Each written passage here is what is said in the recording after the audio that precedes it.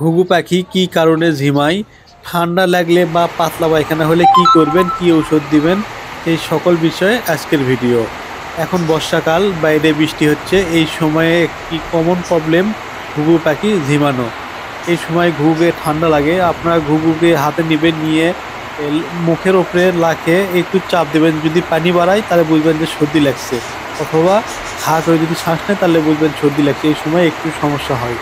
তার জন্য আমরা প্রথমে ডক্সি ক্যাপ, এটা হচ্ছে মানুষের ঔষধ। এই ক্যাপসুলটা আমরা নিব, একটা ক্যাপসুল নিব। এটা হচ্ছে 2 টাকা পিস নেই। যে কোনো মানুষের ফার্মেসিতে গিয়ে বলবেন ডক্সি ক্যাপ দেন। এই ডক্সি ক্যাপ এটা হচ্ছে ঠান্ডা, কলেরিয়া, পাতলা পায়খানা, এই সকল রোগের ঔষধ। এই ঠান্ডা লাগলে কিংবা পাতলা পায়খানাও ভালো হয়ে যায় এটা দিলে।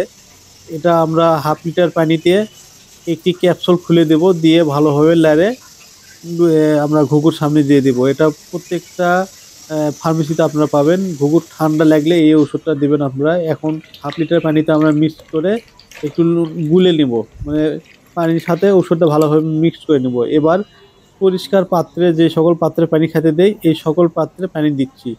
পানি দেওয়ার পরে এই পানিটা 4 ঘন্টা আমরা ঘুঘু, কবিতর, এই এই সকল পাখির সামনে রাখবো, বা যে কোনো পাখিকে খাওয়া যেতে পারে এটা ঠান্ডা লাগলে।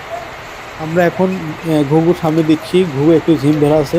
এটা আমি এক লাগারে 4 দিন খাওয়াবো ঘুঘুকে, এবং 4 ঘন্টা করে রাখবো। আর এই ওষুধ দেওয়ার পরে যখন একটু বৃষ্টি থামবে, রোদ উঠবে, আপনার চেষ্টা করবেন 1 ঘন্টা 2 ঘন্টা যাতে রোদে ঘুঘুকে রাখা যায়, তাহলে অনেকটাই তাড়াতাড়ি সুস্থ হতে ঘুঘুগুলান।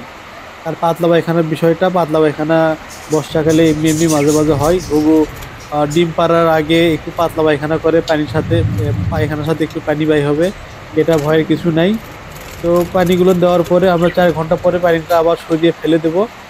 এখন খাবারগুলো একটু পরিষ্কার করে দেবো। সবসময় পরিষ্কার পরিচ্ছন্নতা রাখা দরকার, তাছাড়া ঘুঘু পাখিগুলো কিংবা অন্যান্য পাখি সহজেই অসুস্থ হয়ে পড়ে।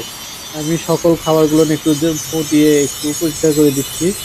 তো যারা ভিডিওটি শেষ পর্যন্ত দেখছেন সবাইকে অসংখ্য ধন্যবাদ। যারা চ্যানেলটি এখনও সাবস্ক্রাইব করেননি অবশ্যই চ্যানেলটি সাবস্ক্রাইব করে দেবেন, এবং আমার ভিডিওর সাথে থাকবেন।